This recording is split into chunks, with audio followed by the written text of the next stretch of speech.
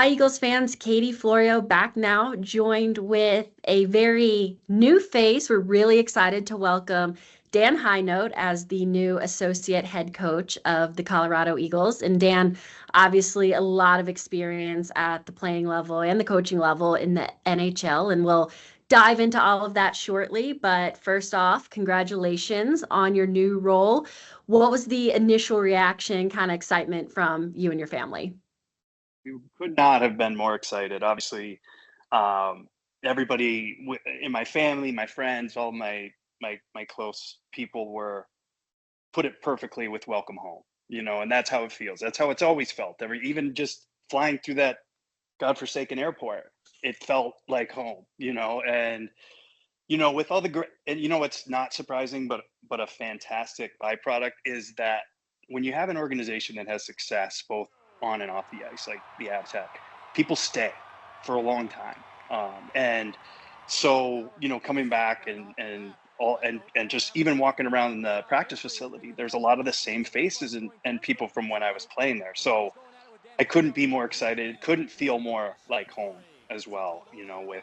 With working with Joe and CMAC and Schneekloth and all these great human beings.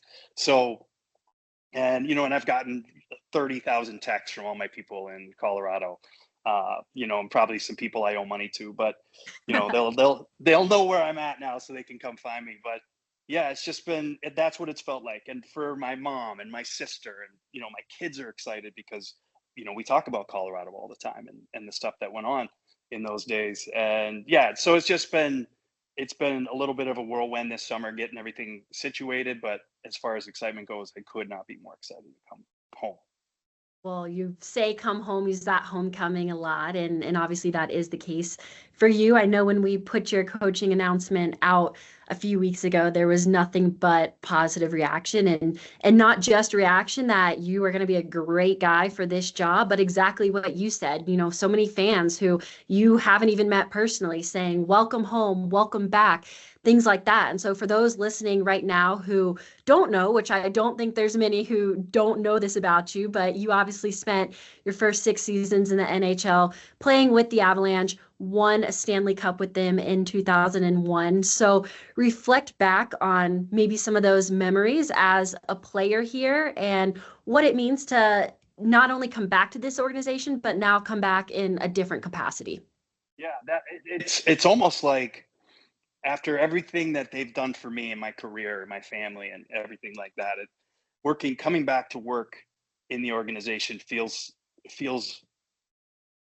like a puzzle piece that finally fit, in the sense of they've done so much for me. I want to give back too, and that's the big reason I left the NHL to work down in the AHL, is because that's what you're doing down there, right? Aaron and his staff that have done an unbelievable job, and Crow prior to him, and Crow teaching all these young players, um, and watching the development turn into success both at the NHL level and the AHL level.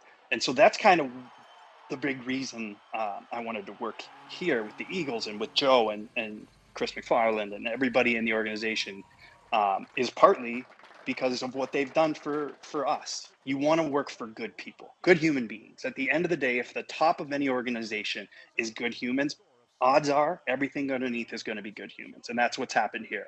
Talk a lot about the leadership in the minors down here in the AHL and how it starts with a good foundation and good leaders down here in order to be successful in all aspects of life once you do get to the NHL. So kind of staying on this leadership topic, obviously Aaron Schneekloth, you and I talked a little bit about off camera before this. He is someone who is highly respected, not just in the Avalanche organization, but within Northern Colorado here. Just finished his first full season as AHL head coach. And again, it's a name that fans love, players love. He has paid his dues and really has that respect and has caught the attention of a lot of people here.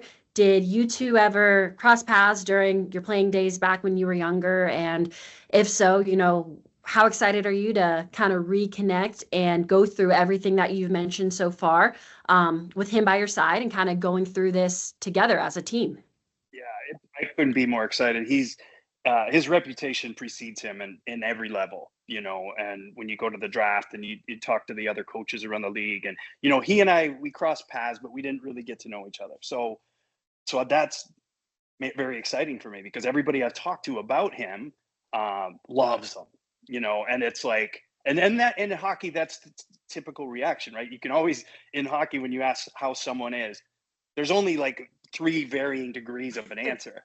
And if there's a hesitation, you probably know maybe it's not your favorite person, but they'll never say a bad word. But when I talk about Schneeks to anyone around the league, it's instantaneous. And it's like, oh my God, he's an awesome guy. Loved him. Like, even in people that had brief interactions with him, loved him. So I couldn't be more excited. And then, you know, talking to Crow in Anaheim, I was kind of talking to Crow about potentially working in Anaheim. We talked for like a month. It just didn't work out because their setup is very similar in Anaheim. They got a bunch of young prospects that need developing.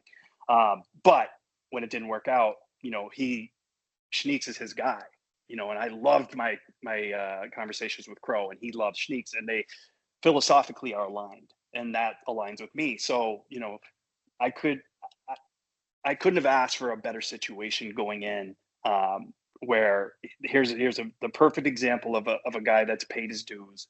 His name around the league is fantastic. He believes as I do, and I believe as he does.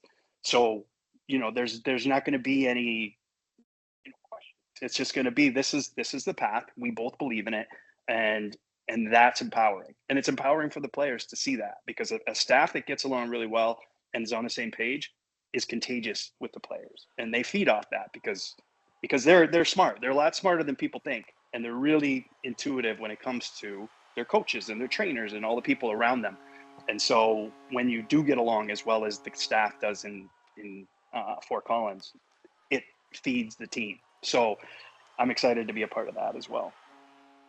Well, Broadway to the mountains is definitely going to be a big change. Yes, you might get a little more sleep and relaxation here, but obviously still time and places here for fun too. So, well, Dan, thank you so much for taking the time to speak with us today. I know our fans are excited to hear your message and meet you soon in Colorado, and definitely ready for another fun season here. So thank you again, and we're looking forward to kicking things off very soon. Yeah, me too. Can't wait to get there and get this thing rolling. So thanks so much for the time.